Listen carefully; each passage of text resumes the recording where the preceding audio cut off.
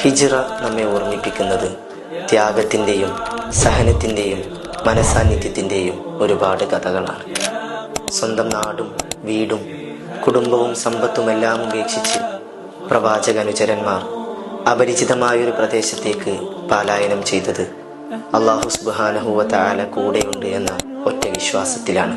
സൗർ ഗുഹയിൽ വെച്ച് ശത്രുക്കൾ അടുത്തെത്തിയപ്പോൾ പരിഭ്രാന്തനായിക്കൊണ്ട് പ്രവാചകർ സല്ലല്ലാഹു അലൈഹി വസല്ലമ തങ്ങളോട് അനുചരൻ അബൂബക്കർ സിദ്ദീഖ് റളിയല്ലാഹു അൻഹു പറയുന്നുണ്ട്, നബിയെ, അവർ ഒന്ന് കുനിഞ്ഞു നോക്കിയാൽ നമ്മെ കാണും നബിയെ.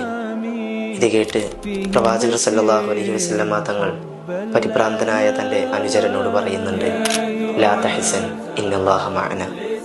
നീ പേടിക്കേണ്ട, നീ ദുഃഖിക്കേണ്ട അബൂബക്കറെ, അല്ലാഹു സുബ്ഹാനഹു വ തആല നമ്മോടൊപ്പമുണ്ട്.